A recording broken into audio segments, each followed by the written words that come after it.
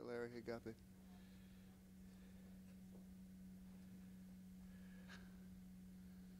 Come in, come in, come in, come in. Hey. Foghorn's already going, and I haven't even...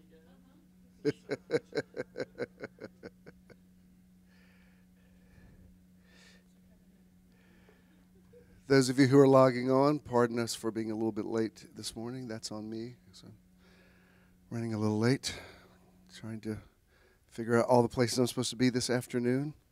Have a funeral this afternoon, so that's why I'm... And Sharon finally got me the address. So I'm like, where the heck is this place? It's a friend of... It's interesting that we Ken's boss's wife, we're friends with them. Her father's funeral was yesterday, so we went out there. I got back. Will Barnes' father passed away last night. He was 72. He had lung cancer. I talked to him. Will's doing good. He was, and then a friend of Sharon's daughter who transitioned. This was a friend of her father. It's just been interesting this weekend. So I've got that at 3 o'clock. So I didn't mean to bring the room down. I'm just saying that's a little bit why I'm late this morning, trying to figure out all the places to go. Ken came from Eatonton because they're liquidating the house, and it's... Any of you have ever done that? No, it's like, oh my God. Not only is it just an incredible, I don't want to say pain, but it's like, it's a lot, when it's, somebody's lived there since 1967, and every piece has something emotional attached to it. So they did a garage sale yesterday, but it's deciding what goes, what stays, and if it stays, why does it stay, and where do you put it, and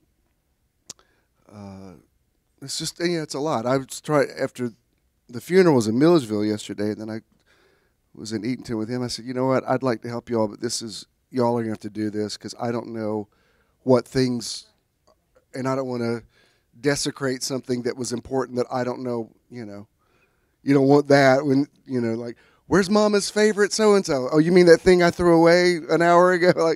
So I was just like, you know what, I'm going to let y'all handle this, and I'm going to go work on my outline. But he's doing good. Nathan and Christina, his son and daughter-in-law, are moving in there at the end of the month, so they're trying to do that transition. I took my parents' dinner last night at their house. Mom's not a hoarder, but their house is just full of stuff. Good God, it's full of stuff. And I'm looking around thinking, oh Lordy. And my dad's brother, who's about a year younger than him, his wife passed a few years ago, and he's in a process right now. He's very missions minded, so he's going through liquidating everything given to the poor before he dies. And I'm like, man, Gary, Mike, and Lori are going to thank you. They're going to be so happy at the funeral. They're just going to go to dinner and be done with it. But anyway, everybody's situation is different. Many of y'all have already been through that.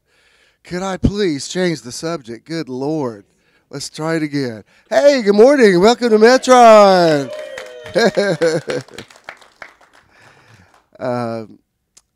It's a beautiful day. It's it happens every spring, our little fake out spring thing. Don't get too used to it. I saw lots of people wearing shorts yesterday. I'm like, that's fine. Enjoy it. But it ain't over with yet. It's kind of, I was thinking about, the earth rotates, and it's kind of like when a top is, it's winding down and spinning, it still kind of does that. And that's what happens. It's not, it's like it gets in, warm zone, cold zone, warm zone. It's like while it's settling into its, I know that's a very unscientific description, but you know what I mean? It's like it doesn't just turn like that and then now it's warm. It's like it takes a while for it to become warm. So yesterday I saw those, whatever those beautiful pink trees are, those Japanese something, are they maples? I always call them tulip trees because they look like tulips. But I saw them around the city, and daffodils are blooming, and those are little sneak peeks that spring's on the way, so that's good. That's amazing. So we're here today, and I've got a good word for you, and everything will be great. I'm glad to see Pastor Judah here. Some of you may have seen him.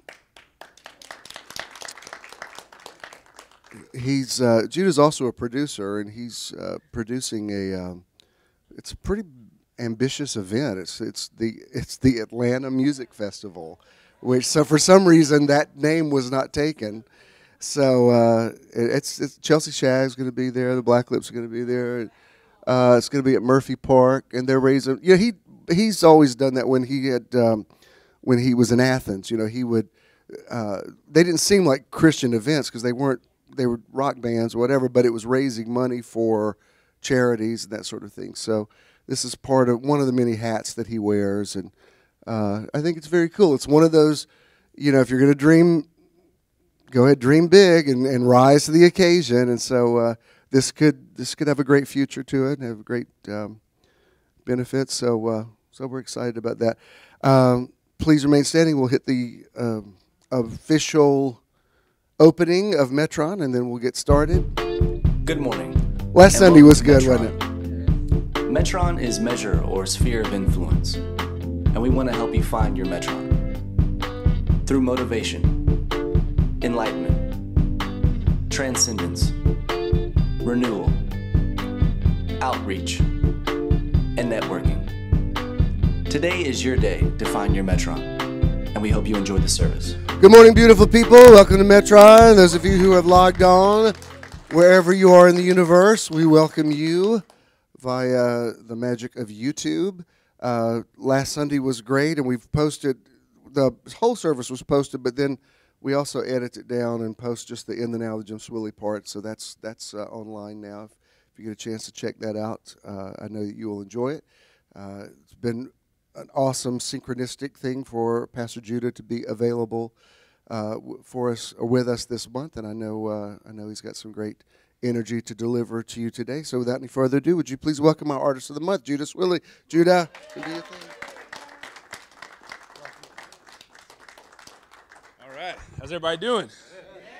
Y'all can be seated today. Oh man, we finally got a good well, they're all good Sundays, but we finally got some good weather here. So I know it's tempting to hit the park today. Yeah, as Dad said, I'm putting together Atlanta Music Festival. Really excited about it. Yes, thank you. And today, so our tickets are live now at atlmusicfest.com. But I'll be out there today selling them. So come buy one. Even if you're like, I'm not into music, that's fine. Buy one and we'll sponsor somebody, all right? Maybe that could even be an April event for Metron. Who knows? But we are going to kick up our monthly concerts again, and so this is going to raise the funds and the budget for that. So we're really excited. And it's just going to be awesome, man. God's opening a lot of doors for me right now. So, all right.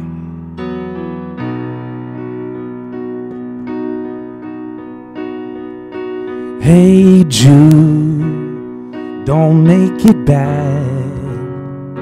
Take a sad song and make it better.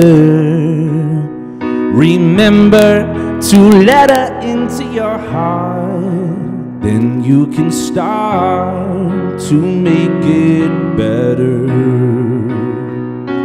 Hey Jude, don't be afraid. You were made to go out and get her. The minute you let her under your skin, then you begin to make it better. And anytime you feel the pain, hey Jude, refrain. Don't carry the world upon your shoulder. For well you know that it's a fool who plays it cool by making his world a little colder.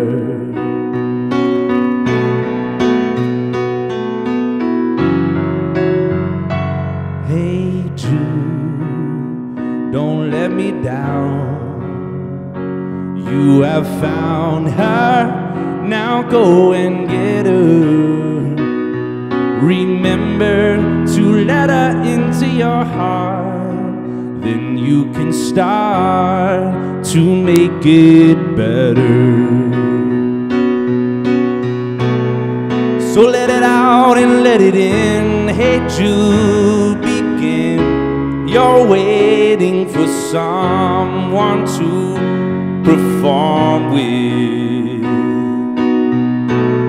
And don't you know that it's just you? Hey Jude, you do. The movement you need is on your shoulder.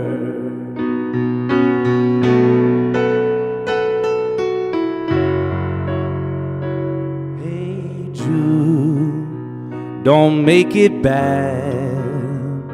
Take a sad song and make it better.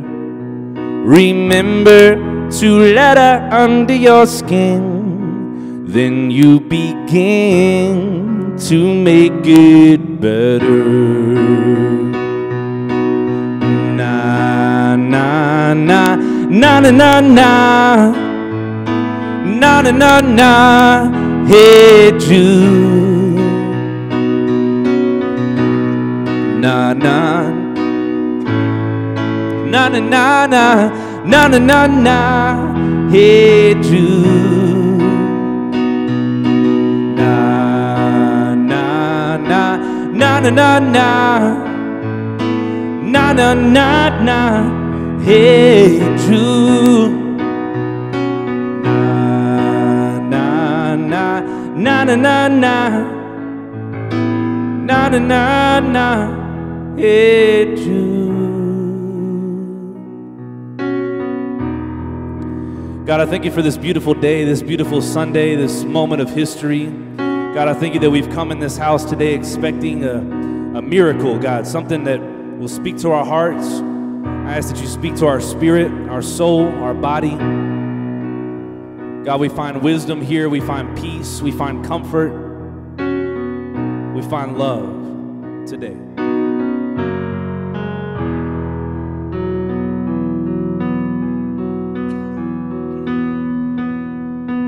When peace like a river attendeth my way, when sorrow like sea billows roll, oh, whatever my lot thou hast taught me to say, it is well, it is well with my soul. Y'all sing it with me, church. It is well with my soul. It is well, it is well with my soul. My sin, oh, the bliss of this glorious thought. My sin, not in part, but the whole, is nailed to the cross, and I bear it no more. Praise the Lord, praise the Lord, oh my soul. Come on, y'all sing it with me. It is well with my soul. It is well, it is well with my soul. The Lord hates the day when the faith shall be sight. clouds be rolled back as a scroll.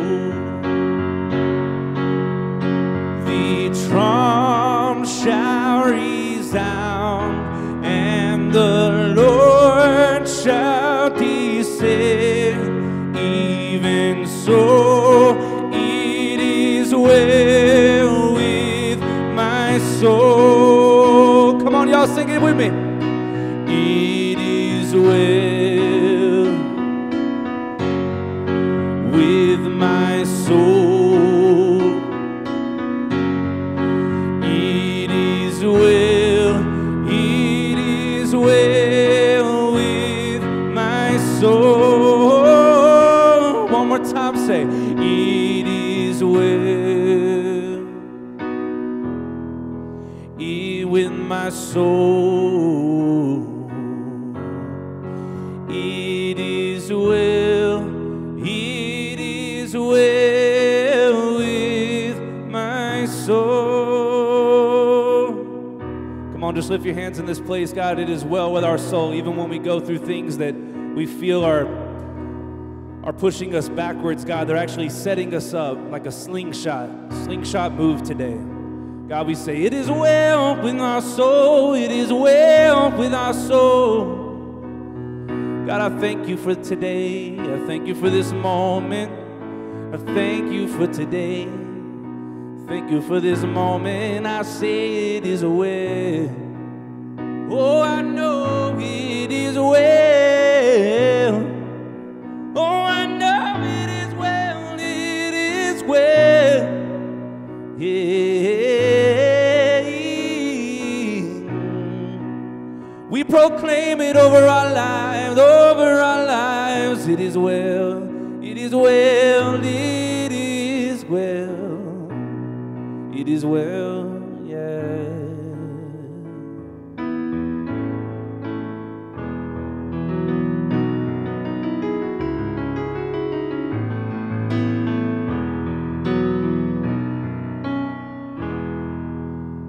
The sun comes up.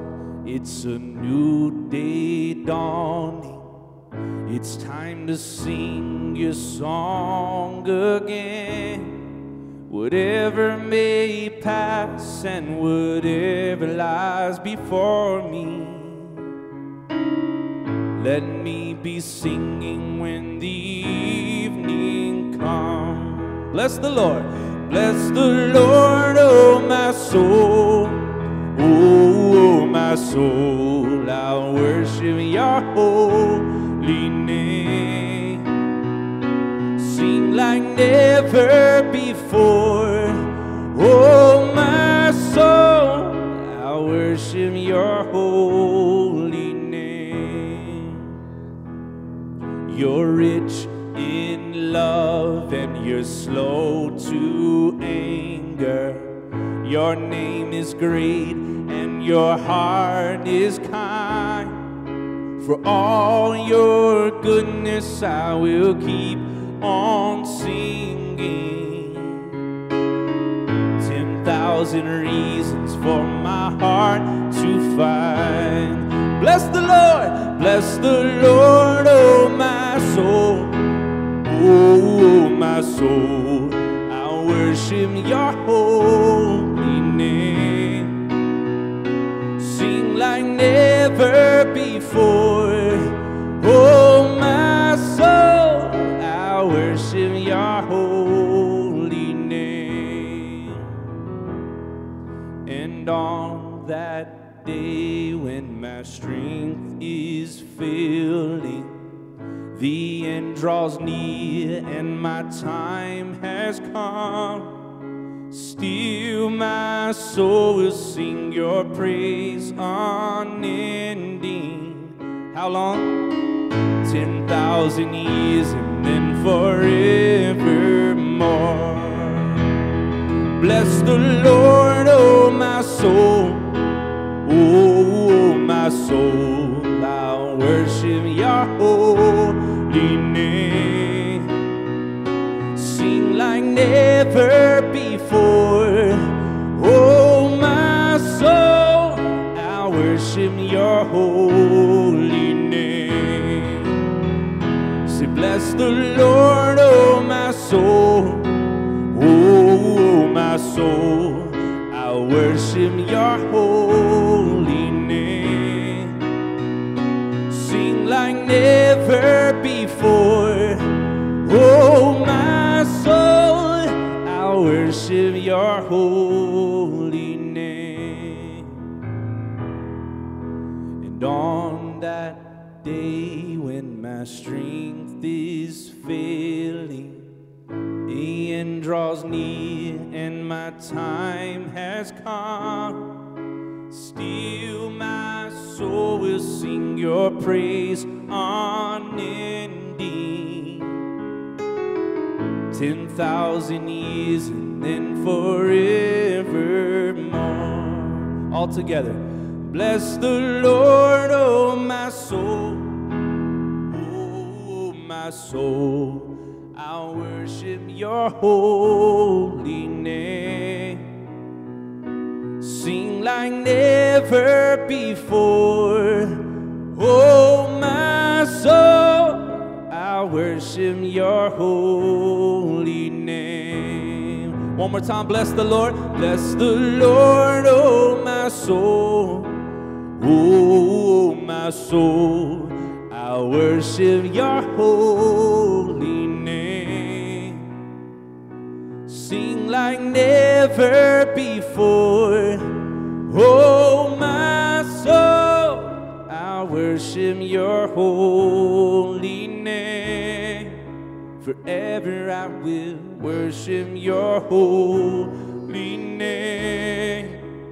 Yes, God, I worship your holy name. Come on, just lift your hands with me one more time today. God, we worship your name today in this place. The name that is above all names, above sickness and disease, above racism, above bigotry. God, it's above any bad energy, any negative thing that would try to hold us back. God, I say today we are more than conquerors. We are more than conquerors. We are victorious in this place. The more we magnify the name of God, the smaller our problems get. It's all about perception today. It's about focus. Focus on the presence of God, yeah.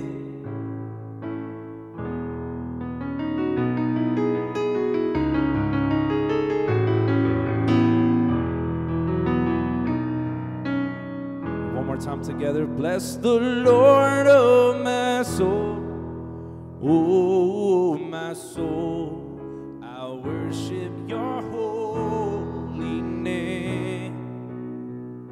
Sing like never before, oh my soul, I'll worship your holy name. Forever I will worship your holy name. Yes, God, I'll worship your holy name.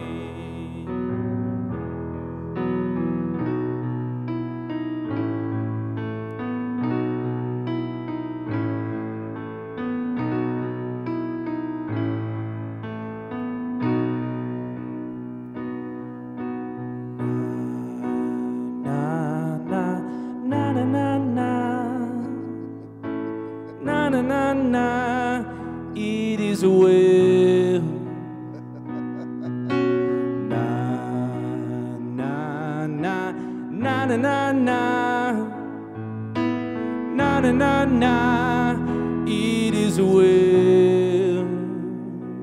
My soul sings na na na na na na na na na na na.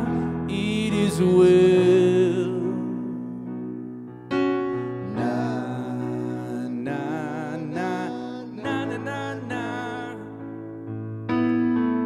Na na, hey Jude.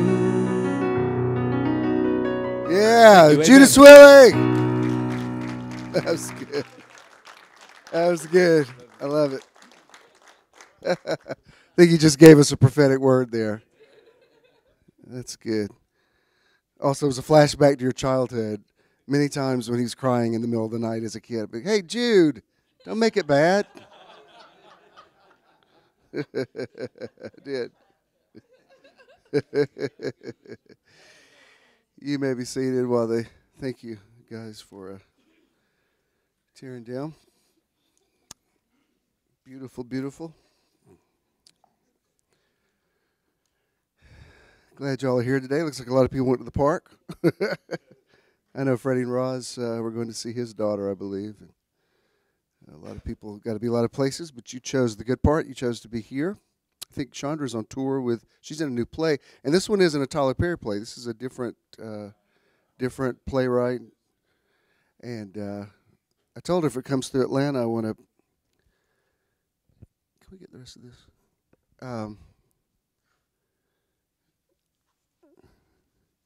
Yeah, if you'll just go ahead and get the rest, thank you, so I don't trip over stuff.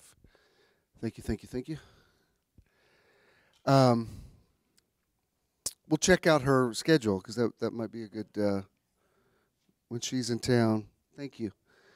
Might be a good group trip for us. So I appreciate you guys. Is it a takeoff on Guess Who's Coming to Dinner? Is it sort of based on that? Because the title is something like that. Who showed up at dinner? Okay.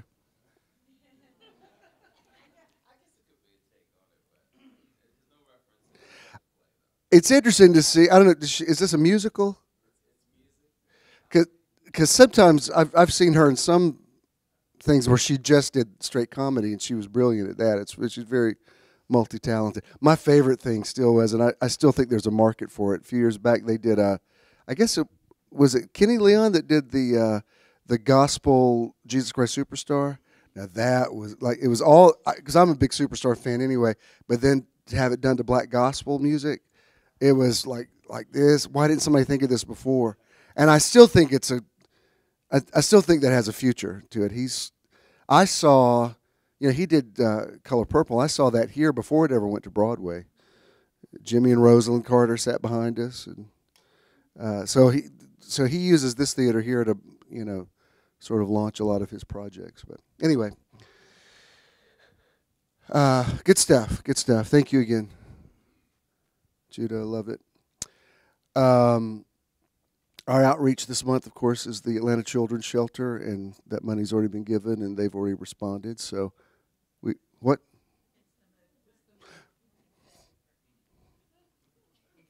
How many fingers do I have up? That was last month. This is February. Well, that's kind of scary, isn't it? I just reverted right back to. So glad to be in this Assembly of God church this morning. What year is this? Our outreach this month is the movement, and that money's already been given. We pay our bills. Speaking of which, I never said anything about this because I just didn't think I didn't think it was going to be an issue. They are, when we first started meeting here, I said, I love this theater. It's probably my favorite theater in town, but they need to renovate it. They did these renovations probably about 20 years ago, and they made it all retro, 60s, kind of like, but something needs to be done again. Well, they are doing that. I think I get everything I speak into existence. It just comes in sequence. So I think they've got to renovate, apparently, before we get our Metron building, because that's what I said first. Me and my mouth. But we thought there might be an issue where we couldn't meet here for several weeks, but that apparently is not going to be a problem. Even if we have to go to another theater while they're working in this one, we can still, even if we enter through this door. Bottom line is, they told us we might need to look for a plan B, and I was like, no, we're not. And so as it turns out, I was right. There's no need for a plan B. We will leave here and go to our building when it manifests. And I don't know when that's going to be. I said I wanted to finish out my studio and then move everything under one roof, which would mean it would have to manifest in the next few weeks. Okay, all things are possible. We shall see. There's several buildings around town that I like, but they're not really what I'm looking for, so I try not to drive by them, because when I drive by them, I inadvertently send energy out to them, and I'm like, no, I like you, but I don't want you. You know what I mean? It's like, It's like seeing somebody, they're cute, but I don't want to date them. I want to look at you and go, no, don't. Turn light, turn green, because if I sit here, I'm going to be sending out laws of attraction vibes, and I attract things to myself, and I may not want all of those things. So it will happen at the right time. Speaking of which, you know that you're all invited, and thanks to those of you who have responded on the Evite. I appreciate it. To my 60th birthday art retrospective. Interesting. This week I posted something on Facebook, a picture of a painting, and a man came in to buy it. He said, "I saw the picture. I wanted to buy it," and he ended up buying that one because the one he wanted has been stolen. And it's like it's just not there. So I told Skip day before yesterday. I said, just so you know, one of my paintings is missing. He said, how big was it? I said, it's fairly big, but it's not. Somebody could walk out without it just totally noticing it. And he said, well, you're going to be famous then. You're like Picasso. People are stealing your paintings. I said, yeah, I was actually looking for a different response from you, but. So that happened. Anyway, but it was really cool. This guy, it was a very odd day Wednesday. It was a good day, but it was a lot. It was one of those days where I don't allow myself to have a bad day, but it was one of those days where you had to keep pulling it over into the good column. You know what I mean? It's like it just kept wanting to go to bad day, and I'm like, no, I told you we're gonna be good day, and I kind of wrestled with that day all day long. But I just finished a pretty large painting, and I was behind it, so I couldn't see who had walked in. And this guy stuck his head around, and just the prophetic words that came out of him. We listen to you every Sunday, and we were in Paris recently listening to you, and you changed our lives. You're a sage. All that. I said, this is really good timing. Thank you. And then when the painting he was looking for wasn't there, he was a good sport. He said, well, let me buy something else then. I said, what about that one? And he gladly bought that, so that was good. So that's going to be a cool event. That's going to be on Tuesday night, April 3rd. And I think that was everything that I needed to tell you. Oh, the year of paying it forward, just keep it up. I know Brenda had posted something about it, and it's a challenge. You have to stay on top of it, because everywhere I've gone this week, I've been in line with somebody thinking, do I ask them? Do I buy? I just haven't. I'm not afraid to do it. I've done it my whole life, but I think where I live, I have so many indigent people asking for money all the time that it jams my flow. You know what I mean? Because I'm so used to giving and giving and giving again. These days, this isn't always true, but it's gotten where some of these people around here, you give them something and they argue with you that you didn't give them enough. I mean, I've been cussed out a few times. I'm like, really? Seriously? There's one guy, I probably told y'all this, but we were walking on a Saturday. We walked all day long, and easily, I'm not exaggerating, in a full day of walking, it's nothing for 20 different people to approach you asking for spare change or whatever. And it's just part of city life. And you're like, no, I can't do it today. And I'd had so many in a row. This one guy came up to me, and I said, buddy, I don't have any change on me, because I didn't. Well, he just went off at me. What made you think I was going to? And just, that's racial profiling. I said, all right, my bad. Fair enough. I said, what can I do for you? Do you have any change on you? It's like, okay. I was trying to save us both some time, because that's what I knew it was going to be.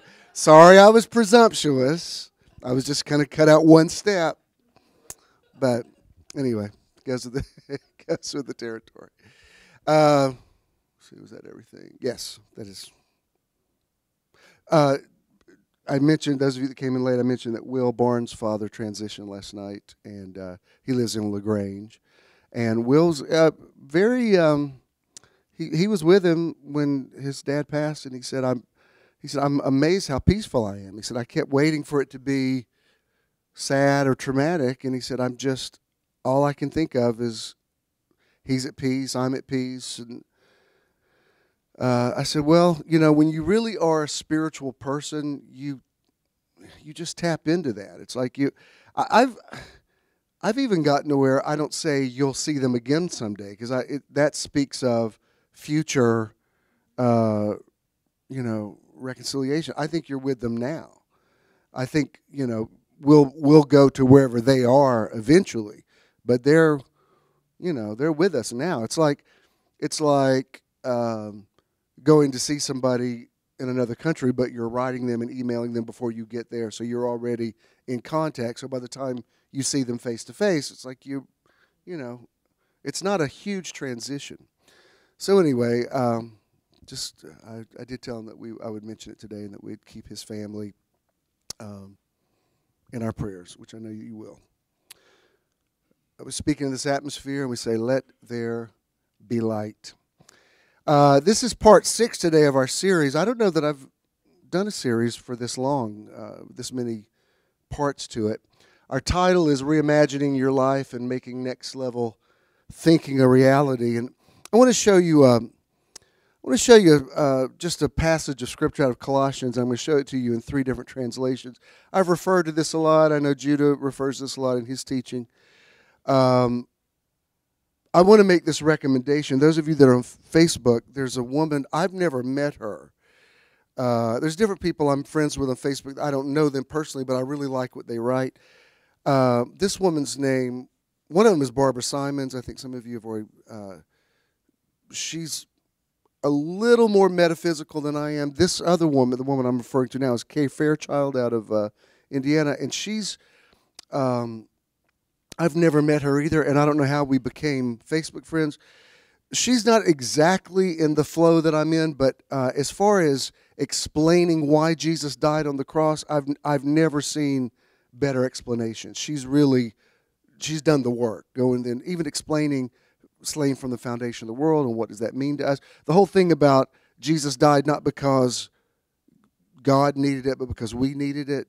Because not everybody understands that, and if you don't understand it, it really bleeds into everything else you think about your life. And this is important when we talk about reimagining your life. There are many people who consider themselves progressive Christians who go to very New Testament churches. They would not even consider themselves religious, but they are interpreting Jesus through an Old Testament mindset. Even when you listen to the lyrics, and I'm not just being critical, but when you listen to the lyrics of a lot of the worship songs, even a lot of the songs we did at Church of the Now, I can't really embrace those songs now, because things like A Hopeless Case, If Not for Grace, I understand and I know the writer who wrote that, and it's a beautiful song, and everybody, it appeals to our lowest common denominator, that, the part of us, because I don't care how much you love yourself, there's some days, like I did a couple things this week, it was just stupid. Like, why did you do that? Like, somebody, who's not here today, but somebody sent something in a bag that somebody put in my car last Sunday, and I didn't know it was in a glass container, and it was, let's just say, when I picked up the bag, it exploded. It was all over my kitchen. I had to throw 2 rugs away. It was like, it was on the ceiling. It was everywhere, and I told Avery, I said, from now on, anybody that wants to give anything, I said, if anybody asks what I want for my birthday, just interrupt them, say money. Like, say money before they even finish. I said, don't put anything else liquid in my car. And the whole time I'm mopping it up and putting, it was just one of those things. Have you ever had something and it was kind of green and slimy, and it's like the more you clean it up, you're like, good God, it's like on the refrigerator, it's on the, and I'm working with the mop, and the mop's a mess, and I was running late. That was one of the things that happened on Wednesday. One of many things. But when you're doing that, there's a part of you, I don't care how much, because I do not have low self-esteem, but I'm also cussing myself out. Stupid, why didn't you look in the bag? What, like, because there's nobody else to say it to me. I'm like, why you got to be in such a hurry? Really? And there's just for a moment, you're feeling really passionate. You're like, I hate you. I hate you that you didn't know. Now you got to clean all this crap up. You got to throw these rugs away, whatever. And then you got to apologize to yourself. All right, I didn't really mean it. You're not really stupid. But just for a few minutes, I'm like, you ever feel those things? Well, we all have a tendency to feel that way. No matter how healthy your self-esteem is, there are some things you just can't believe that you did, and you get mad at yourself. How did I forget that, or how did I? And so when you hear your theology implied that God loves you, but He's just a little disappointed, just a little disappointed.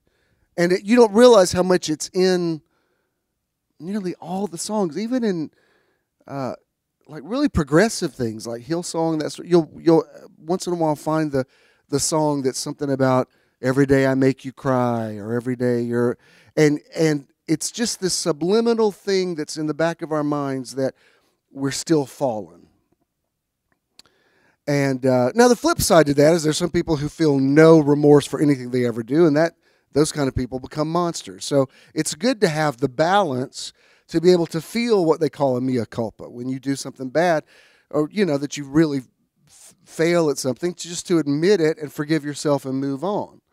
But I love the concepts of mercy and grace, but when you sing about them too much, it implies that, man, there's no hope for you otherwise. Like you're just, the only way God can even stomach you is through the blood of Jesus. And I want to believe that God loves me because I'm lovable. I always use this analogy, and those of you that have children will agree with me on this. I loved my kids before they were born. However, I love when sometimes there's certain kind of movies that I'll want to see with the boys, and I'll text them and say, I don't know, this is late notice, but I'm going to see a 9:30 show, and it's especially if kids on call, and I want to go to something late. And I love that. I love them as my sons, but I love that as adults, we're friends who have similar tastes in things. That's what they say the greatest gift in life is when your children grow up and become your friends, and I would have to agree with that. I think that's awesome. I want to believe I'm a friend of God, not just, yeah, I love you, but the only way I can keep from sending you to hell is because of the blood. You better sing the old rugged cross, or I could send you any moment. And maybe I'm overly sensitive to that, but in the kind of theology I grew up in, we were so contrary to Calvinism, what we believe, once saved, always saved, eternal security. We virtually had no security at all. It was like you were constantly going to the altar and getting saved again, and then rededicating your life. And there was the need for revivals, and people were always trying to get it right. And at a certain point, you think, well, either you got it right or you don't. It's like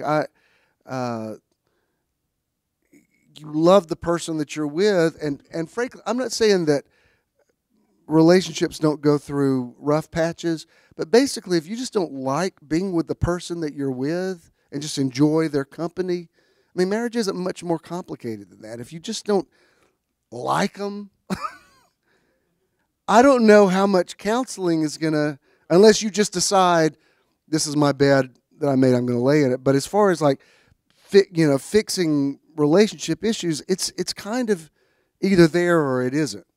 There's certain things you can tweak and learn how to communicate better or whatever, but there's something about, like this morning, it was a little slow moving, and it's different getting ready on Sunday morning without Ken there, and he was coming from Eaton because he stayed there last night. And then I noticed on Facebook he posted a real handsome picture of himself smiling. I'm on my way to Metro, and I was like, there's my Ken. It's like yay, that suddenly made the energy on my day. We don't have to work at that. That was like, I know that was legit. He really did feel that way. That wasn't like, well, I better post something or he's going to be ticked off. You know how he is. Nobody wants to live with that guy, right? If you ever have this conversation in a relationship when somebody says, this is just too hard, that's when y'all need to go and break up. Like you run for the exits. Because if you're already saying, this is too hard, it's not going to get any better. And I feel like that's the way some people are with Christianity. Like, wow, Jesus, I mean, I love you and all, but really, I said a 4-letter word and I've crucified you again? This just like, Jesus, this is too hard. You know, because people take that scripture out of Hebrews way too literally. That every time we sin, we crucify him anew and afresh. That is a high maintenance relationship. You know, you stub your toe and you say something, you're like, oh, shoot. Jesus is back up on the cross again. Sorry, Jesus. I mean, wouldn't that just wear you out? It's like, Jesus, I love you, but you're too high maintenance. I'm sorry I said the S word. Did we really have to do nails and the cross again? You know, it's just too much. You know, I'm sorry. I looked at something on HBO I shouldn't have looked at. You know, Jesus is like, I'm back. I hope you're happy. You're like, oh, Jesus, I'm sorry. I'm sorry. You know, at a certain point, you're like, Jesus, I love you. This is just too hard. I'm going to have to become a Buddhist or something where they don't, where I'm just not crucifying Siddhartha every 10 minutes. He didn't seem to care. But I said all that to say this is out of Colossians. This is Colossians 1:21 in the New International Version. He says, once you were alienated from God and were enemies in your minds because of your evil behavior. In other words, you thought God was thinking about what you did, and it was you who were thinking about what you did. Look, I'm not saying there's not a moral code, but you look at the story of Jesus and the woman caught in adultery, and you really see the heart of God in that. Because he says to her, where are your accusers? And she says, I don't have any. And he says, well, then you're good to go. Meaning, I'm not saying God's cool with adultery. I'm saying God doesn't look at human frailty the way that we look at it. He doesn't even look at it the way Moses looked at it. Because even when Jesus said, go and sin no more, he was saying to her, don't get yourself in this kind of trouble again, because this is a very patriarchal society. These men don't care that they sleep around, but they'll inflict the moral code upon the women.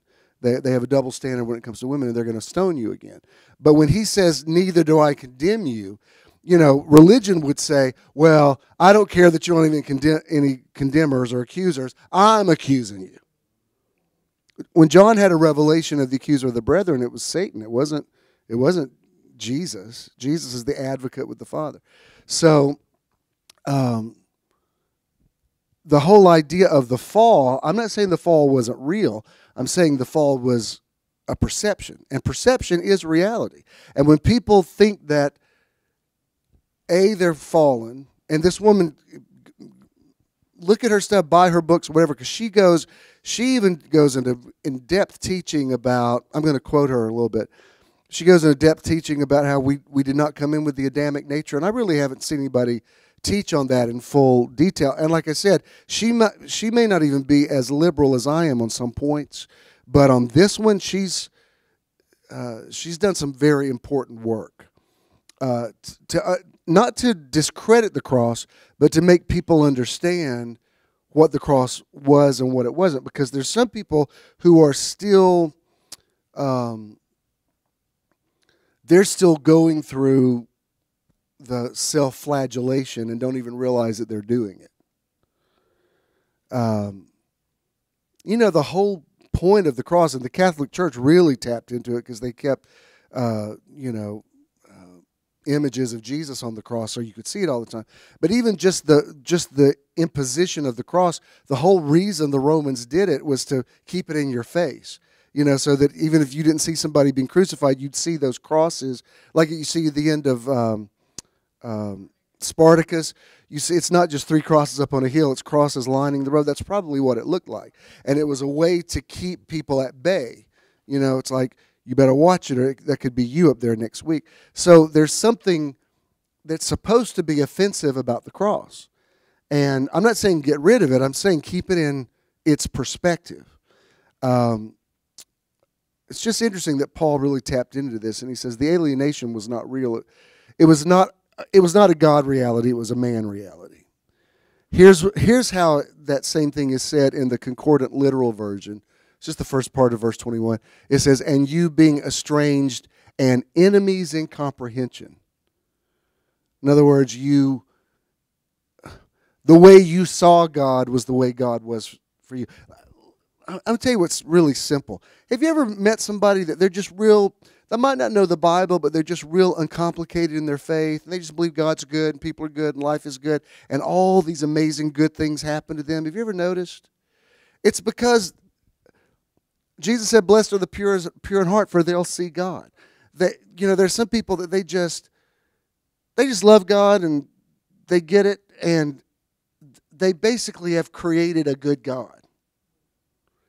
You see other people that every time you see them, they're like, well, I just know God's got issues with me right now, and God's not speaking to me, and God's offended with me. And I think you're kind of fabricating that, but because that's the reality you're creating, you're attracting really dark stuff to yourself that looks like, wow, God really is mad. It's just the same thing as when you think somebody's mad at you, but they're not.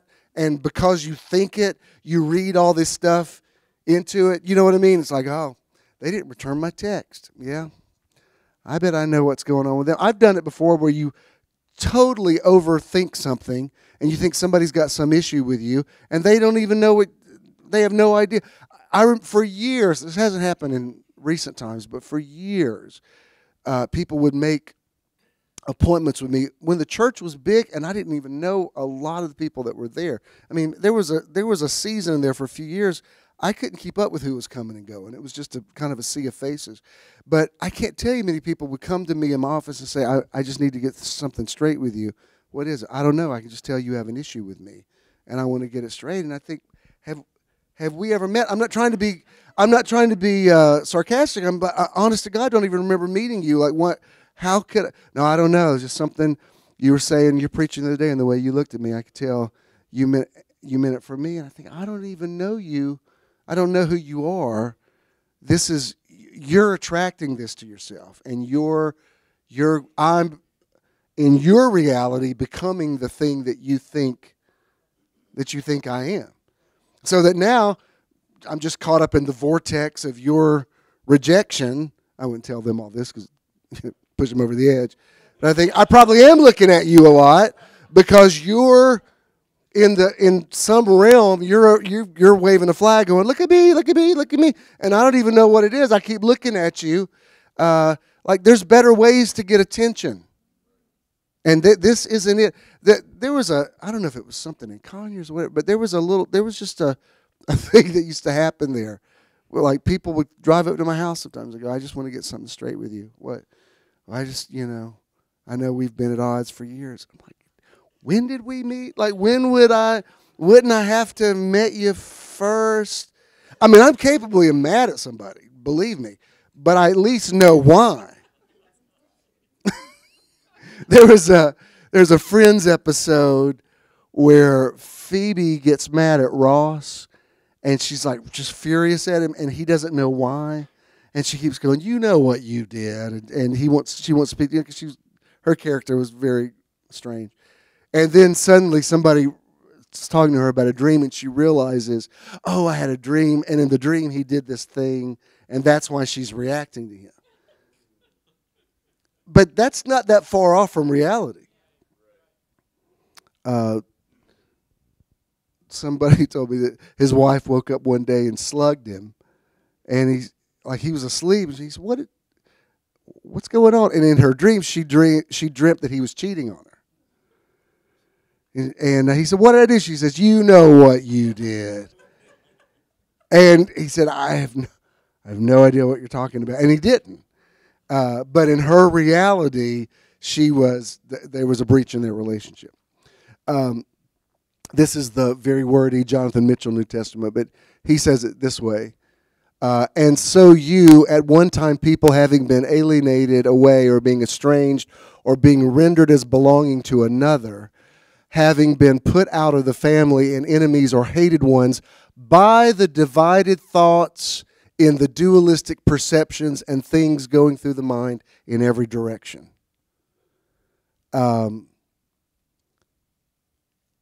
Everybody wants to be loved. Everybody wants to be approved of. Everybody wants. There's just certain things that it's part of the human condition. People need it like they need food. Anybody who says, "Oh, I don't need the approval of others," that's not true. You do need it. You just learn how to put it in perspective. approval is wonderful, but you can't base your life on it. And at the end of the day, you have to go for your own approval. I mean, you have to approve of yourself. You have to be able to live with yourself and to be able to compartmentalize and understand that you are not your behavior. The rest of that verse says, people were alienated from God in their minds because of their evil deeds. Look, I know people who were born-again Christians who continue to do evil deeds.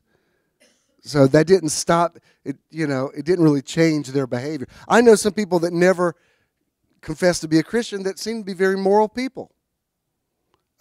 So there's all kind of exceptions to that rule.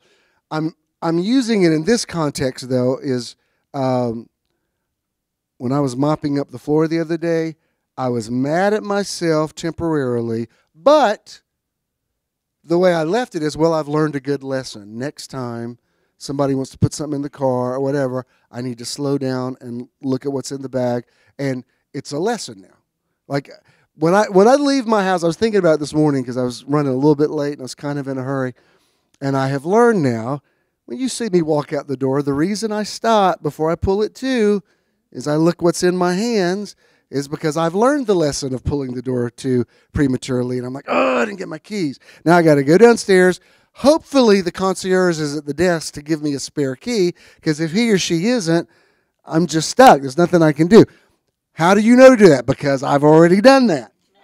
So now it's a lesson. I've also learned when I'm walking out the door and I empty the garbage shoots across the hall, I always make sure I put my keys in my pocket. Why do I do that? Because I've thrown my keys away when being in a big hurry. That's a lesson learned. You can say, oh, wow, you think of everything. No, I've learned everything. I've learned to go ahead and get gas when there's a gas station and not say, maybe, better way. I know what you're laughing at. You're laughing at Chattanooga, and that was on you. And you still think that was funny, and I still don't think that was funny. There wasn't nothing funny about standing out there on I-75 with those 18-wheelers. I'm glad you found such joy in it.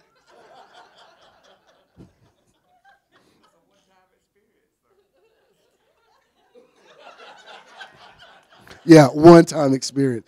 And we've learned lessons learned. Because we go out of town and he's driving, so make sure we got gas. I'm like, yeah, let's do. When I'm over there dozing off in the passenger seat, and he goes, we're out of gas. I'm like, what? When you're driving the car, you're responsible for the gas tank. Anyway, but these are all things that you learn. And when I leave my building, there's a series of things that I've learned. I've learned when I'm driving down, hold the key in my hand, because when I get down to the bottom, I've still got to use the fob to open the gate. I know what it's like to... I can't, I'm like, oh, crap. It's like it's falling over on the seat, and I'm a professional lever of a building now. And it's all a series of lessons that I've learned. So I didn't hate myself about the green slime everywhere. I was like, well, lesson learned. Time to go to Target, get a nice new rug. I needed a new one anyway. It's all good, but lesson learned. What's that got to do with reimagining your life? Well, there are some people who continue to punish themselves for something they did, and they just can't get past it. There's something about saying, yeah, I did that. I dropped the ball, and it wasn't the end of the world. Yes, I've had to learn that about being a pastor, because if I thought about the way my relationship went with everybody that's ever sat under my ministry in 46 years, that I could mess with my head. Because there's a lot of people that left badly and don't like me or whatever, and sometimes it wasn't my fault, sometimes it was. I look back now and I think, I could have dealt with that better. Well, what did I do? Doesn't mean I'm a bad pastor. It means, well, I learned from that. I matured. I grew from it, and even understand some things more than I used to understand. It took me a long time to be able to empathize with church members, because I never was a church member. My whole life I've done this. I've always stood. I mean, I was holding a microphone when I was 5, standing on a piano bench singing solos in church. So I never just went to church. I don't know what it's like to need a pastor or go need a word or whatever, because I was always given the word. And so it's taken me a while to learn certain things that would have clearly been obvious to anybody else. But I had to learn. I mean, even like with y'all are hardcore. Y'all stayed with me, forever. So I can joke with you. But I even know there's some people you can't joke with publicly because they're very self-conscious and they don't like everybody else in the room looking at them. Well, I'm used to everybody in the room looking at me. I thought, well, doesn't everybody look at you? I mean, I thought that's what you do. I mean, I just take it for granted. Of course everybody in the room looks at you. I mean, that comes with the territory. Not everybody likes that.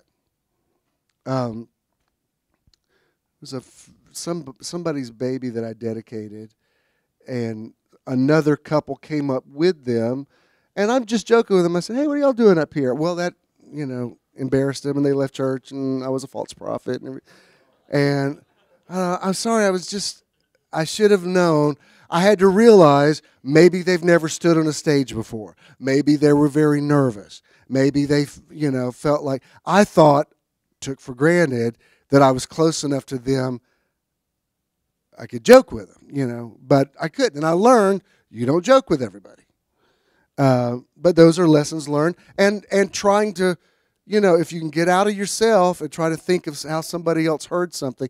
I'm even to the place now that I could even say in a situation, I still don't think I was wrong in that, but I can see why, in your reality, why you would see that I was. So that helps me deal with you better, and it helps me deal with myself better, because after I yelled at myself cleaning up my kitchen this week, I basically said, you've kind of had a bad day, and you have risen above it. So good for you. And he came in for dinner that night. They had a wine pairing thing at City Winery. We went there, and it was great. And they sat us at table with people that went to Decatur High School that ended up new, and some of them were friends. Brenda's daughter Jaquita and her husband Mayshawn, friends of theirs. As we kept talking, we kept finding more and more. It was just a great evening, and okay, yay. Evening ended up really well. But buddy, I had to work on it. I was supposed to take my parents to lunch, and then Mom got sick.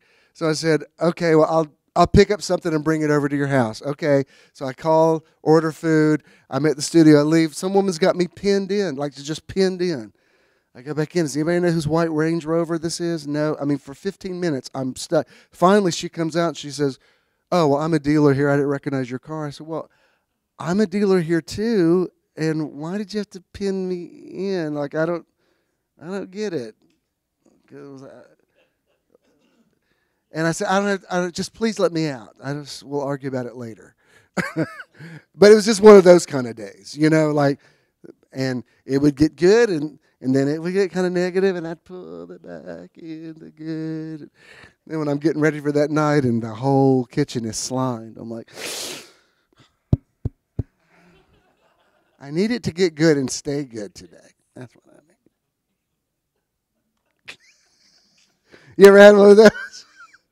Because I don't like to stay in bad day zone. Because when you get in bad day zone, earthquakes and stuff happen. So I've learned, get it back in the good, get it back over in the positive. All right. I think I've made that point. I like this. This guy's actually written a book about rethinking your life, and I like this quote. It says, one of the greatest life lessons I've learned has been to dream new dreams. When a dream is fulfilled, it shouldn't become a straitjacket, constricting a person's evolution and progress. That's good. Instead, it should be a stepping stone to the next thing. When a dream shatters, you should pick up the pieces and create a new one. It won't be the same as the broken one, but you can hope it will be as vibrant and as exciting. I think that's very practical and true. Even prophetic words. I mean, we welcomed Prophet Witcher's words last week, but all prophecy needs to be judged. Avery transcribed the word that he gave to me. She says, what do you think about that? Should be because he said something about us going kind of undercover for a while. Should you not? I said, no, it's fine. Everything's fine as is. I mean, I accept words and I also table some and whatever. They just are what they are. And you're mature enough that you have to know what you receive, what you accept, what you work with. You don't even get locked into a prophetic word. I mean, even Jesus said, "If there's any way, let this cup pass from me." Even he's saying, "Can I get out of this dream?" Now, in his case, he stayed in that one, but it's very, it's okay to love something, and it's okay to let that thing go when it's the right time. Sometimes the most loving thing you can do is let something go. I remember Sharona and I were doing some workshop in Florida somewhere, and people were asking like relationships questions. And this one woman had a question. She said, I'm standing in faith to get back with my husband, and I want to know how long should I stand in faith before I just finally, give up. And I said, well, how long have y'all been divorced? She said, 30 years. He's been married 25 and has grown kids. I said, you're still standing in faith that y'all are going to get back together? She said, yes. Our vow was till death do us part, and I'm standing in faith. And I wanted to go, sweetie, you've just lost 30 years of your life. I mean, you just wasted 30 years of your life while he went on with his. Somehow he got free of that. He was free of it, went on, had a life. At some point, you have to say to yourself, the breaking of that dream was painful, but not painful enough for me to roll around in the broken glass of it and keep cutting myself up. At some point, I've got to, I like that he says, pick up the pieces of it and say, well, what can we make out of this? Because there's still something left. We can do something with it and go. And it doesn't mean that you were a failure. It just means, look, if you can go from glory to glory, you can go from dream to dream. And I will even go so far as to say, if you do believe there's a purpose for your life, which is a great thing to think, I don't think that purpose is static. I don't think it's the same thing your whole life. I think purpose evolves. I think you come to the earth for certain missions, and those missions are accomplished, and you go on to do other things. I mean, it's not like your whole life is fulfilling this one particular thing that's over you. Where the Spirit of the Lord is, there's liberty. I mean, for Jesus to say it's necessary that I go away. I mean, you realize he was only Jesus as we know him for 33 years. Really, he was only Jesus as we know him for 3 years. Really. Because we virtually know nothing about his childhood. So the Jesus that Christianity is built on, we really only have 36 months of that incarnation. And then he says, all right, I'm moving on to something else.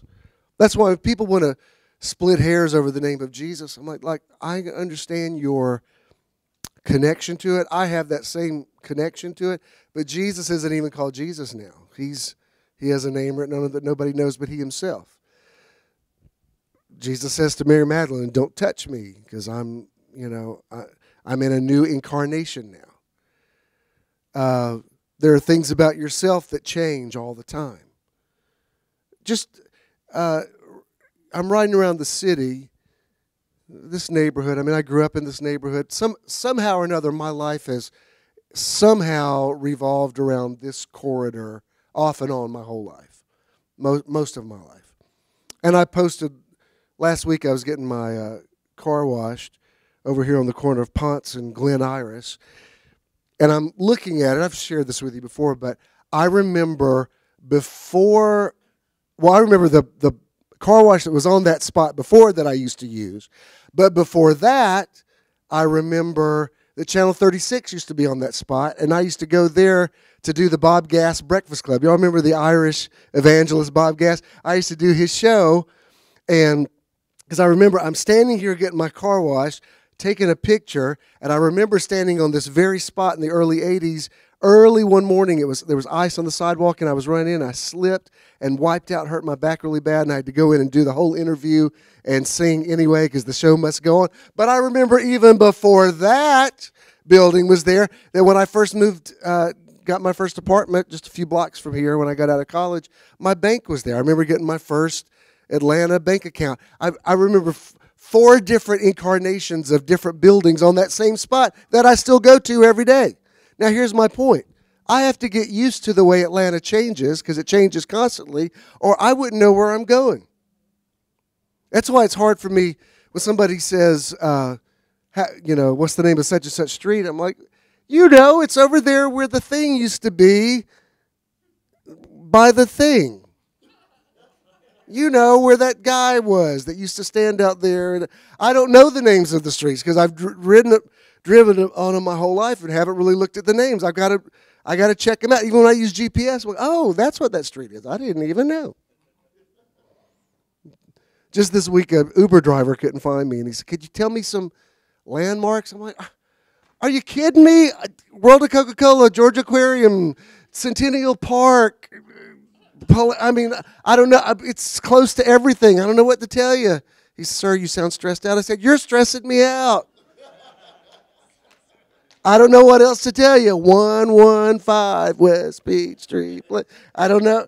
He said, do you want me to cancel this trip? I said, no, please, because I got to be somewhere by 7 o'clock, and y'all charge me even if I don't get the ride. I said, it's fine. It's fine. You're going to find me. I just started waving. But the point is, Atlanta's changing constantly. There's probably, within a few blocks of my house, there's probably 10 multiple dwelling high-rises going up. And, they go up so fast now, it's unbelievable. You drive down some street, you're like, what happened to the, oh, my God, it's not there. And, you drive by a few weeks later, and people are living in a whole other building. Like, what the what? So you're constantly having to say, oh, that's what Spring Street looks like now. All right, update your files, because we're constantly having to update our files. It's like seeing somebody's kid you haven't seen in a long time, and they've grown. I can't tell you how many times I'll have adults walk up to me in a store somewhere. Hey, Bishop, how you doing? Where do I know you from? I'm so-and-so. Oh, wow. I haven't seen them since they were 6, and they're 6'5" now. So I said, I would have had no idea who you are, but thanks for saying hello. You're constantly having to update your own files about yourself. There's certain things I'm always this way. No, not really. You do change. Here is, go ahead and show me this next one. This is off of a passage that she just did that I was telling you about. And I like what she said about this. It says in Daniel 1:4, it records that Daniel had understanding of science. The word science in Hebrew means consciousness. Daniel understood the importance of maintaining a God consciousness. He understood the vital importance of the awareness and sowing the seed of the word into the ground of his heart awareness. The key for Daniel was that he would not eat of the king's meat or drink of the king's drink. Instead, he ate pulse, which is that which comes from a seed. That's why I did it in January. That's why a lot of people do what they call a Daniel fast. In January, it's when he said, I'm not going to, the other men were being conditioned by eating meat and everything, and he and the Shadrach, Meshach, and Abednego ate vegetables, and they showed they still had the same strength. It's not really a case for veganism. It's a case for, it's like, that was a vow that they made. It's like Samson was strong because he made a Nazirite vow, not because he had long hair. Fabio had long hair. There's a lot of people had long hair. Doesn't necessarily make them, well, Fabio was kind of strong. Maybe that was wrong. Y'all remember Fabio from the 80s? Who's somebody skinny that had long hair? I don't know. Instead, he ate pulse, which is that which comes from a seed. In other words, he would only eat of the incorruptible seed of the word. He would only drink water, which depicts that which was within him, or the spirit of the word. I think that's a very astute interpretation of that verse. The 3 Hebrew boys that were thrown into the fiery furnace, which was heated up 7 times hotter than ever before, had the awareness that the fire was a non-power unto them. Why? Because they, along with Daniel, knew the importance of the conscious awareness of the spirit of the word as opposed to the letter of the word. What is the difference, some may ask? The spirit of the word is that which comes from the inside, and the letter of the word is that which one merely reads from a book. It's like this. There was a time you might have been susceptible to somebody barking a scripture at you, and now you're like, I'm familiar. I mean, believe me, I've had to do it with, when somebody wants to tell me something Moses said about two men being together, I want to go, no. Did he really? Well, Lord, I have never even heard of such a thing. That's why when Judah did Preachers of Atlanta, because he stood up for gay people, I saw the way his ministry was moving, and you were doing, what do you call those things where you do the live thing on on Facebook, Periscope. He was doing live things, and they were talking a lot about this, and I said, and I could tell it was just getting hijacked, all about gay people. And I said, I'm going to tell you, I said, as your father, as your gay father, I appreciate you standing up for me. I said, but you're going to have to change this subject, because I'm going to tell you, they're just going to say those same 4 verses of Scripture to you over and over and over and over and over and over again. If Jesus came down personally and said, seriously, I don't care, I'm good with people, they would still yell those Scriptures at him, because it's not about God, it's about finding a verse of Scripture that props up their own prejudice. So I said, I appreciate you standing up, but you're going to have to move on to something else. And he did. And it's still part of what he does, but it's just, I saw him get bogged down in the same kind of thing I've been bogged down in. But there comes a point where somebody says it to you, and you're like, oh, thank you. Thank you for that. Thank you for that verse of Scripture. I'm familiar. While I do believe in both, yet one can read the Scriptures and receive absolutely no spiritual awakening or quickening whatsoever. I know that's the truth. If it was just the Bible that doesn't return void, then we could just put Bible tapes on a loudspeaker and ride around town, and their lives would change. That doesn't happen. People know what the Bible says. Even last night, I watched a little bit of. I went to Mom and Dad's, and she was watching the Olympics. I really hadn't watched them this year. It's incredible, and one of the ski things I saw, some guy was standing right beside the slope. It might have been the luge, one of those things, and he picks up a sign, "Heaven or hell, choose Jesus." And I said, do people honestly think, like, what's in his mind? Does he honestly think somebody's going to be watching the Olympics and go, huh? What? Jesus, heaven or hell? Well, where could I get saved? I mean, it's such a pointless thing. Like, what's he thinking? You're at the Olympics. Why not enjoy the Olympics? This is a once-in-a-lifetime experience. Why not watch the thing that you probably spent money for, this ticket, but you got to get this. Like, really? Like, what? I just wanted to find that guy and go, just tell me, what do you think that accomplishes?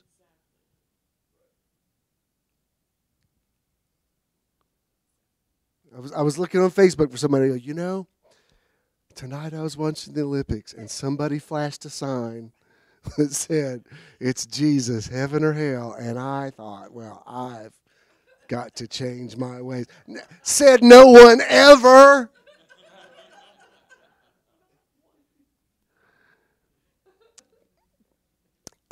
It was the spirit of the word which Daniel and his friends partook of, digested, and received in their heart awareness. They had the awareness of one body, therefore their bodies were not burned.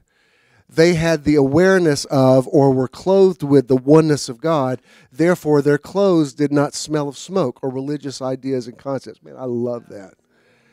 Then lastly, they had the awareness that they were the glory of God manifestly, therefore their hair or glory was not even singed. The heart awareness of one body, one righteousness, and one glory is more than enough to reign and have dominion in every aspect of life. But that's something that's revealed to your heart. You could read 1,000 Bibles, you won't see that until A, Spirit reveals it to you, and B, you're at a place in your life where you're open to spirituality. Like, I remember at times in my life going to hear certain people speak, and I remember thinking, like even the first time I heard years ago, I mean, we're on different planets now, but I remember the first time I heard Kenneth Copeland, I was like a teenager. but I really loved what he was saying about the power of the spoken word. But I didn't fully comprehend it. Something in my heart said, I don't get this because I've never heard anybody talk about it. It's like I didn't have, my brain wasn't prepared to receive that. The only thing I ever heard about words is don't cuss. I never heard that your words had power. And I remember even then thinking, I don't fully understand this right now, but I will. And I nearly had to turn my brain off and just let it come in here because I thought you're making my brain feel like it's going to explode because I don't have the capacity for this right now. But something about this is very right on. And I want to expose myself to it. And I eventually will get it. I've seen this in so many things. Something I thought of last week. What was it? Different things that have happened over my life that I remember not understanding what it was at the time, but I thought I will eventually understand what this is. What was I thinking of? You know what I've told you about? It wasn't one of these, but I always tell you about the Japanese Buddhist monk that asked what was in my pocket, and when I showed him that, he bowed. That was one of them, and then the Muslim guy that prayed with me in Nigeria, that was another. But there was something else. It'll come back to me.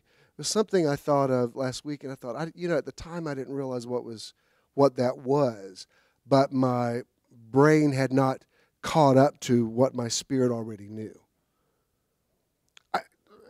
You'll understand. Any of you that have ever run before, if you've ever done long distance running, I don't know how to articulate this, but there's a way to run from the waist up, and there's a way to run from the waist down. Like there's a way you draw strength from your core, or there's a way you draw strength from your legs. And if you're doing, I did a half marathon. That's the most I've ever done. But I learned, you had to kind of shift back and forth. Like when your legs got really tired, at least I did. I had to make the middle transition. I got to draw strength from my core.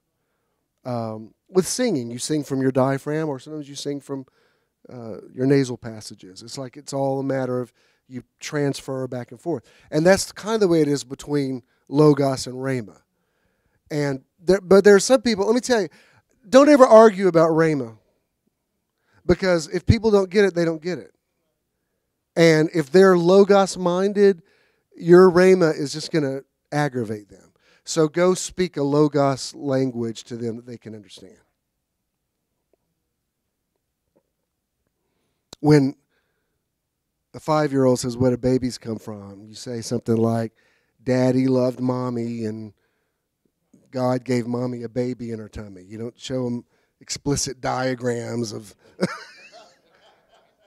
However, when they're on their own and sexually active, you might want to get a little more explicit. There's some other things you need to tell them. Oh, did I just get too real there? He said sex. All right. What time is it? Okay. This interesting Christian writer. I don't think I've ever quoted him before, but it says, getting to the next level always requires ending something, leaving it behind and moving on. Growth demands that we move on. Without the ability to end things, people stay stuck, never becoming who they are meant to be, never accomplishing all that their talents and abilities should afford them. Listen, this is just a fact of life. Even something as simple as, like when I was at Ken's parents' house yesterday, he and his brother they were emptying out a dresser that you probably haven't looked in, gosh, since you were kids. I mean, there was so much stuff in there. It was like his brother Ren found a picture and didn't even know it was him. Like we were looking at it, he said, is this me or Daddy? I said, well, it looks like it was in the 50s, so it couldn't have been your dad. And then I looked down and said, yeah, it says 59 down here, so it was you. I said, you've never seen this? He said, no, I've never seen it. So there's a lot of emotional attachment on things. But then Ken was saying, we had a garage sale yesterday, but there's some stuff that's never going to sell. Like I've got a zillion coffee cups and coffee mugs. I don't know what to do with it. I guess I'm going to throw them away. Now that's a decision you have to make, because each one of those cups probably has an emotional connection. Somebody in that house drank out of that.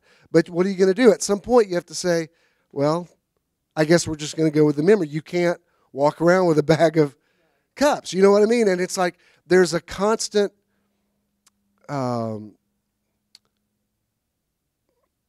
separating of the sheep and goats in your life, for lack of a better term.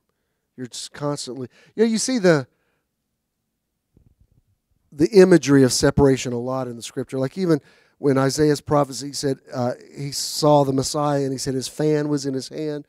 And what that was a threshing fan. Like when they would take wheat and harvest it and let it dry out, and then they would do these big fans over them, what was called the chaff, which was like the shells of the edible part of the wheat. It would blow off, and what was left was, the wheat that you cooked with.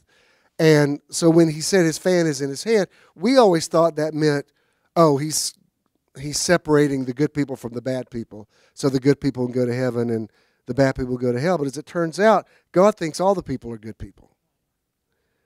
And the process is separating out of you. When he says one man will be taken, one man will be left behind, he's talking about the same man. He's not talking about you flying away in the rapture. He's saying there are parts of you that you need to lay down and realize this doesn't serve me anymore. I'm not afraid of this anymore. I'm not dreading this anymore. I don't think this way anymore. And so there's this constant evolution of our minds, laying something down. What do we carry with us? What do we leave behind? It's interesting. I can't bear to watch it because this would just gross me out. But there clearly is a fascination with hoarders, because they've got at least one reality show, and maybe more than one, of people who, these people that can't throw anything away. And it's just, oh my God, like where they live, it's I don't know how you could live or breathe. I mean, these are like, the one episode I did see, I remember this woman was moving a big stack of newspapers and found her cat that had died like 20 years ago. She goes, oh, that's where he was. You're like, wow, you didn't even know. Like, oh, sweet Jesus. It makes me want to go home and become totally minimalist. Like just take everything out of my house and hose it down and be like a Buddhist, chair, bed, plate. Like, I remember getting to a place when we had the big building, my office was big, everybody wanted to give me stuff, and my office was like, it looked like the Smithsonian Institute in there. And at a certain point, it was clever for a while, and then it just got to where I remember telling the staff, I said, if anybody gives me anything else, please tell them no. I have no more surfaces. I have no more closet space. And then if I threw anything away, like somebody had written me a poem and I threw a bunch of stuff out like months later. And somebody in maintenance told the person that, Bishop threw away your poem, and they got upset. It was like, oh my God, really? This is why I love just coming to the theater. Somebody says, do you want office space? I'm like, mm-mm. I want to meet you at Starbucks. I hear what you got to say, and I'm out. And you can't say, I brought this for your office. No. Don't give me anything else. I have more than I will ever need for the rest of my life, except for money. If anybody says, what to see? Money. Just, I'm just trying to save us both some time. And then finally, I want to end with Dr. Dispenza. He teaches a lot about, and he is a neuroscientist, so he teaches a lot about neuroplasticity. That, we were taught in conventional wisdom that your mind is set at about, 5, 7 maybe, and that's never going to change. And scientists are really now challenging that. Even there was a woman I read about who didn't have peripheral vision, and she never had it in her whole life, but they trained her brain to see differently. And it was very interesting to see. It didn't happen all at once. There was a way they did it, and she says one day she got in the car and the steering wheel popped out at her. And it didn't happen all at once. But she said, they always told me that's the way my brain saw things, because it's really your brain that's seeing. Well, I'm not even sure it's your brain. There's an observer inside you. it's not all your brain, it's not all your eyes. There's something else that's seeing. Anyway, I just thought this was interesting. When we talk about rethinking your life, rethinking who you were theologically, thinking next level, I'm not getting rid of the cross. I'm understanding that I've always been in the God class. The cross was a touchstone for me to look at and to value. There was a time that I needed it. There was a time that I cherished it. I don't throw it away now, but I also keep it in perspective. It is what it is. I'm not going to make an idol out of it because I was never told to make an idol out of it. We weren't ever supposed to worship the cross. I mean, that was never the intention. But anyway, we'll end with this. He says, those of us who went to school 20 or 30 years ago were taught that the brain is hardwired, meaning that by the time we're adults, we have a certain number of brain cells that are arranged in fixed patterns or neural circuits, and that as we get older, we lose some of those circuits. We thought that we would inevitably turn out like our parents in many ways because we could only use the same neural patterns that we genetically inherited from them. Neuroscientists now say that was a mistake. The great news is each of us is a work in progress throughout our life. Every time we have a thought, different areas of our brain surge with electrical current and release a mob of neurochemicals that are too numerous to name. Thanks to functional brain scanning technology, we can now see that our every thought and experience causes our brain cells or neurons to connect and disconnect in ever-changing patterns and sequences. That's what in antiquity they called that repentance. They didn't know the neurological term for it. But it was, even Jesus said, you can't enter the kingdom without repenting. In other words, you can't see what God is doing until you change your idea of who God is and of who you are. In fact, we have a natural ability called neuroplasticity, which means that we learn new knowledge and have new experiences. We can develop new networks or circuits of neurons and literally change our mind. Now, here's the thing. It doesn't happen all at once. You don't go to a seminar and go, oh, that's it, I got it. No, but I love that he says you're a work in progress. I'm always happy when I see someone who's a senior, who's lived here for a long time, who is still open to learning new things, who is still open to new ideas. My mom, with all of her challenges, I really commend her because, and it's not easy for her to do, but she posts on Facebook, she knows how to text, she knows how to email, which a lot of 80-year-old people don't.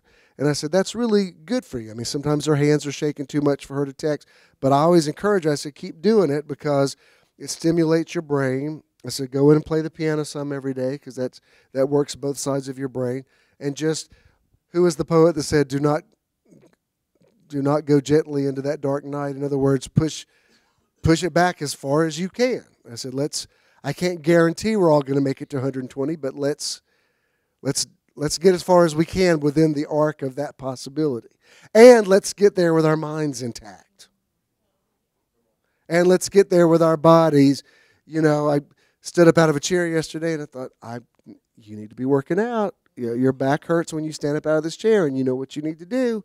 You're not 21 anymore, so there's no point in start talking about, well, when you get to be our age, back always hurts. That's a crock. You know what to do. You're not stretching. You're not working out. So do what you got to do. I don't like to work out. I know you don't. But you don't like that back pain either, do you? No. These are my conversations with my multiple personalities. Then you know what you need to do. Okay. I'm not saying that, you can live pain-free, but you could sure minimize it. You could get, let's do what we can before you just submit to it and just say, well, I'm old now. I guess this is the way it's going to be from here on out. Look, if that's what I'm going to do, then just somebody take me to the Humane Society and put me down. That's what I'm talking about. She said, I'm just middle-aged. That's right. If I'm living to be 120, I just hit the peak.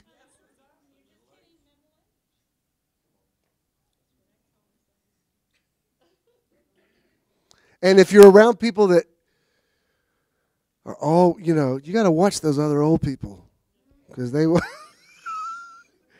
they will just convince you.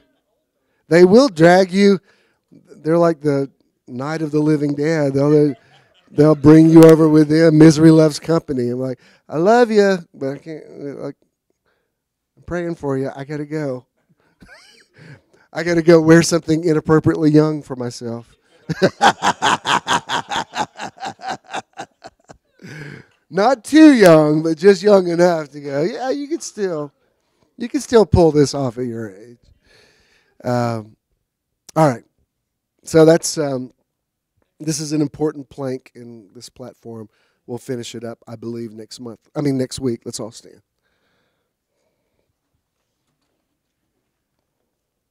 And thank you for coming out today. I appreciate it. I mean, I love all the ones that say that they love me, but I love the ones who really love the ones that drive over here on a Sunday. And you've got the rest of your day, and it's going to be a beautiful day. Please remain standing, and we'll close out for our YouTube people, our beautiful YouTube people. Contributing to Metron is quick and easy. We need to get a new one of these. Simply text the amount you would like to give to 404-620-5044. Easy peasy. And now you can give anytime by texting this number. Anytime. You will then receive a one-time registration form that links your phone number and opens your account at SimpleGive. Complete the form, and you will then receive a successful registration and donation page. For additional information on your account, visit bishandthenow.com and click the Support tab. Then, My Online Donation. When you contribute to Metron, you're also supporting the charity or organization of the month. Thank you for your investment in Metron. If you're making a check, just make it to JESM, and Danny will receive that. If you have cash, pay it forward. You might want to bless Judah or bless somebody else. Take somebody to lunch. You're going to have a beautiful day. You're awesome. You are a work in progress. You are a masterpiece. You're not getting older. You're getting better. He renews your youth like the eagles. You have favor. You're going to sleep well tonight. You're going to have a very productive week. You're going to love yourself, forgive yourself so that you can love other people and forgive them. And wake up tomorrow saying, this is the day the Lord has enabled me to make. I will rejoice and be glad in it. I love you. Peace. I'll see you next Sunday.